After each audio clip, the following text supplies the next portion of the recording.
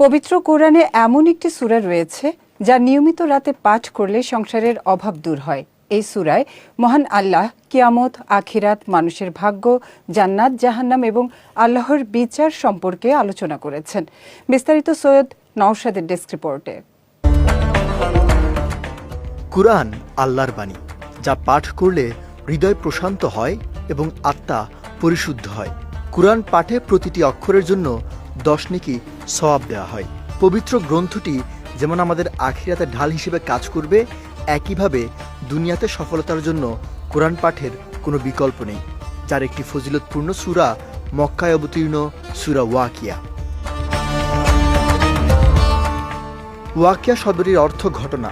এই সূরায় কিয়ামত সম্পর্কিত বিপর্যয়ের বর্ণনা প্রদান করা হয়েছে, যা সকল মানুষ একদিন অবধারিতভাবে দেখতে পাবে।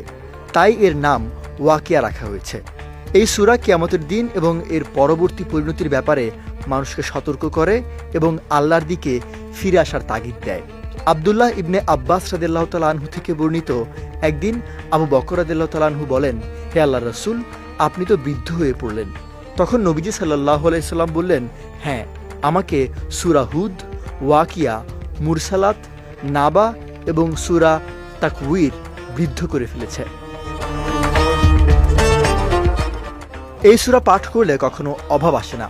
আব্দুল্লাহ ইবনে মাসউদ রাদিয়াল্লাহু তাআলা আনহু তার মেয়েদের প্রত্যেক রাতে এই সূরা তিলাওয়াত করার আদেশ করতেন।